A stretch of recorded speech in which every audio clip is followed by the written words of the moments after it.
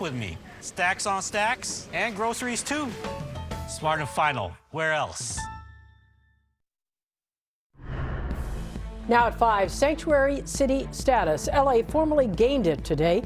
What this means for enforcement and migrant protections. Plus, a new ordinance aimed at clearing out homeless encampments. One city is considering it. Details of the meeting tonight and the new rules that would go into effect if it's passed. And we're learning about a violent attack on a man out with his young daughter. The news at 5 begins right now. This is NBC4 News at 5. So we begin tonight with what appears to be a random and violent attack on a father. He was stabbed several times protecting his young daughter.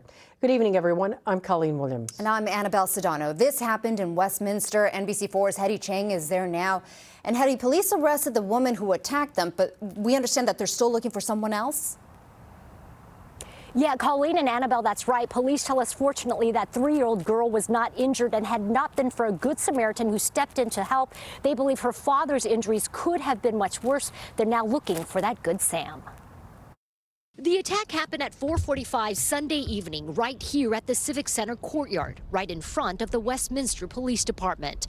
Police say a father was on an evening stroll with his 3-year-old daughter when a stranger threw a bottle at them and then all of a sudden violently attacked them. They kind of looked over at the woman. The woman charged them with what we believe is like a switchblade style knife and tried to stab his 3-year-old daughter. The father, like any parent would do, intervened and took multiple stab wounds protecting his 3-year-old daughter. Police providing us with this photo of the knife, which they say they found on the woman they arrested, 43-year-old Victoria Vu.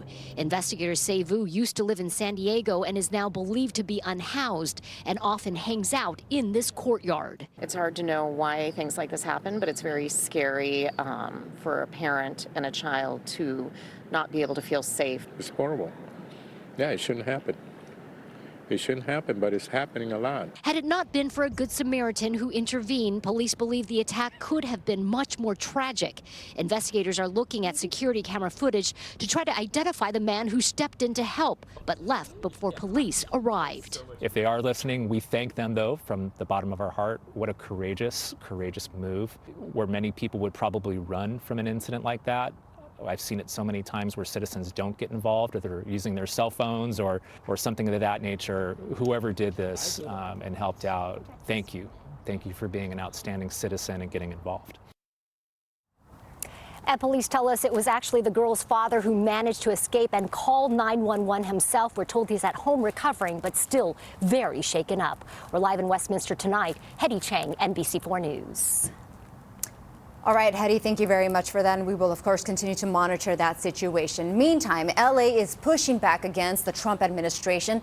Today, it passed a sanctuary city ordinance. That ordinance says the city resources will not be used for immigration enforcement unless it's required by federal or state law. NBC4's Alex Rozier joins us live from City Hall with more on the vote today. Alex. Colleen and Annabelle, city leaders said that they really want to do everything they can here, sending a message that they are going to protect immigrant families, though members of Trump's team have said that they are going to move forward with their plans for deportation no matter who helps them. So it really begs the question, will a sanctuary city ordinance have any impact at all?